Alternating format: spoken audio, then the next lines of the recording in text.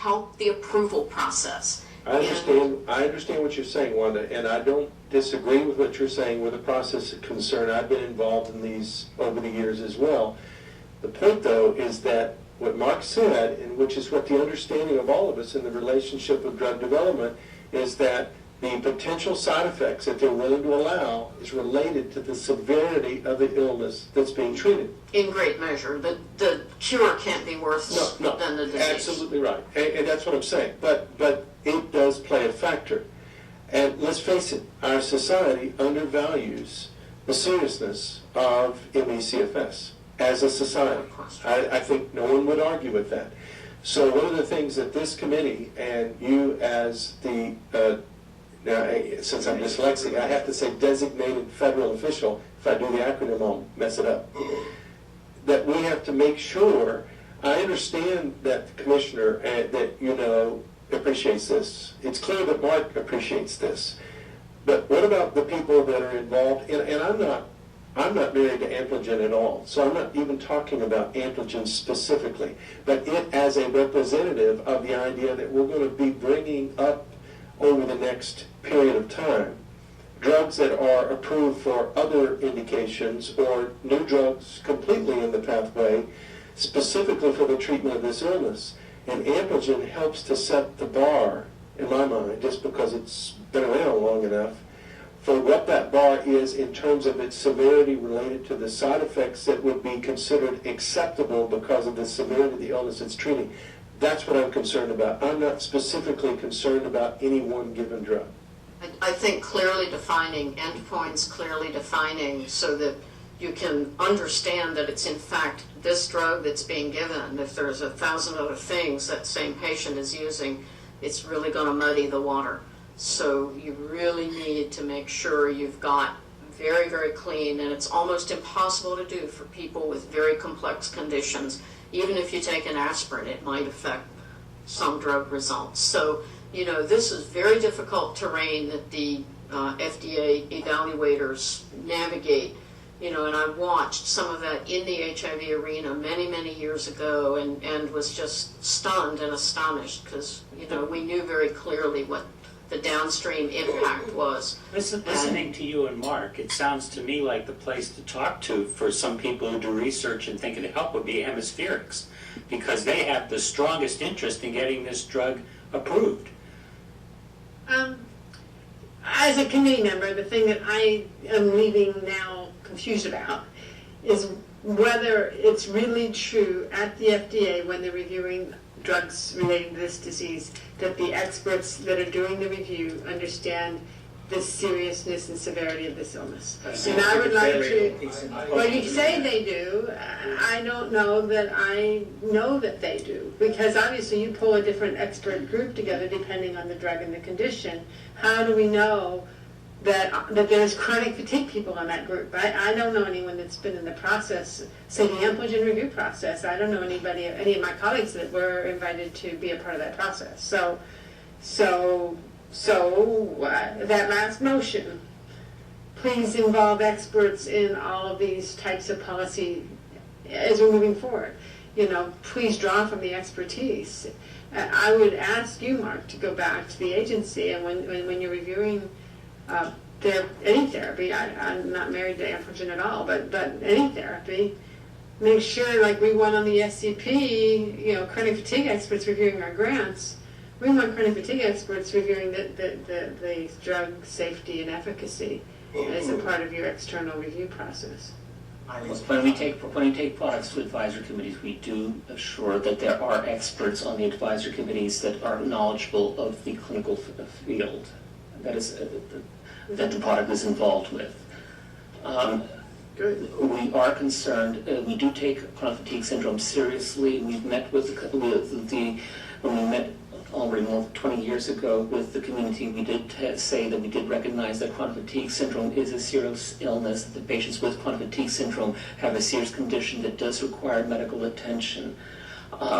Very shortly after that, we did have an advisory committee, the Antiviral Drugs Advisory Committee, where we did bring some experts on chronic fatigue syndrome and had discussions about endpoints for clinical trials of chronic fatigue syndrome. Unfortunately, we have seen very little drug development in that area since then.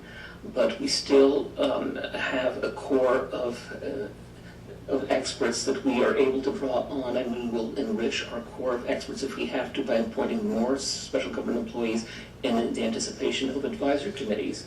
But it's true that for the moment the activity has been extremely limited because there are not that many products being developed. I think that if and when we have a better knowledge of the etiology and pathophysiology that allows us to identify, or allows companies to come forward and identify products that appear to be promising, we'll see things change. And we'll be there and we'll be ready to help them along the way. We're willing to have any pre-IND dialogue with anybody who believes that they have a product that shows promise in that area, and we'll discuss with them the different steps that they need to take to move that product forward. Mark, this is, again, Eileen's been trying to get a word in edgewise. who is? Eileen. Oh, sorry, Eileen, go on. That's okay. I just have another question, and again, I'm sorry I'm not informed on this process. I definitely need to educate myself. But my question is, just as we've been talking a lot about adjudicators with Social Security Administration and educating adjudicators and being concerned with SSA, understanding the scientific facts about ME/CFS, we feel assured because there's like actual written, guidelines that SSA follows and adjudicators follow.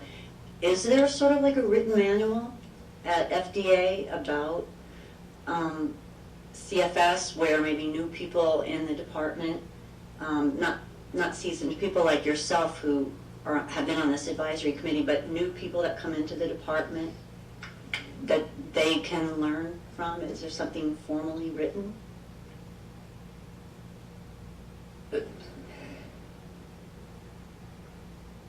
There is no specific manual for chronic fatigue syndrome, as there is no specific manual for oncology products. There's no specific manual necessarily for cardiology products or for endocrine products. We hire people with different expertises in the different review positions.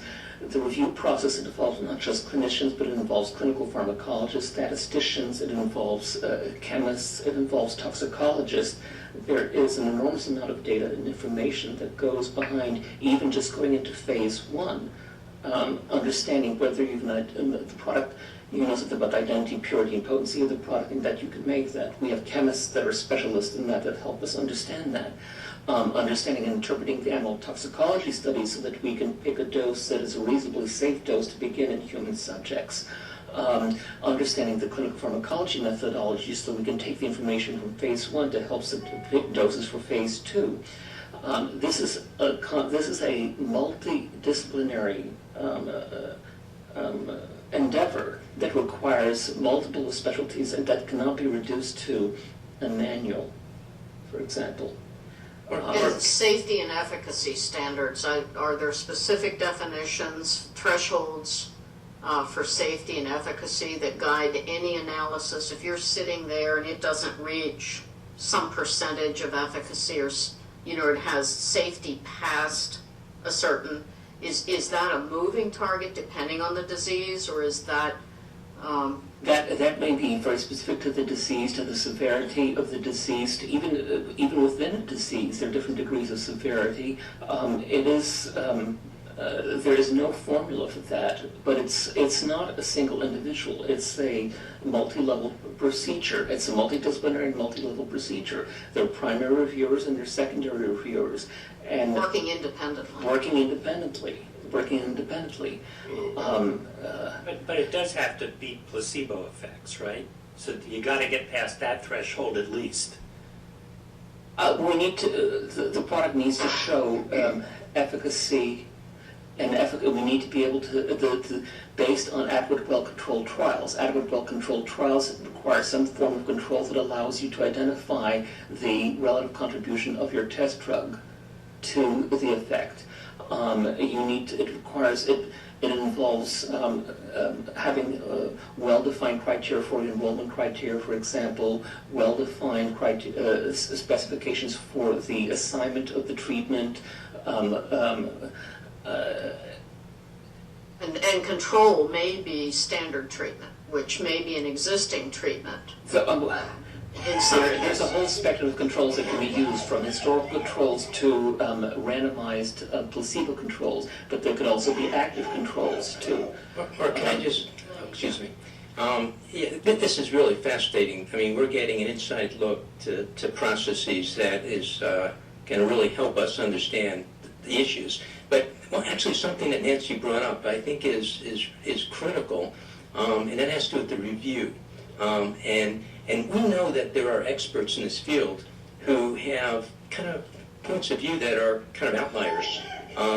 For example, they think this illness is a completely psychogenic illness. There are actually people out there who believe that. I don't think that's the mainstream.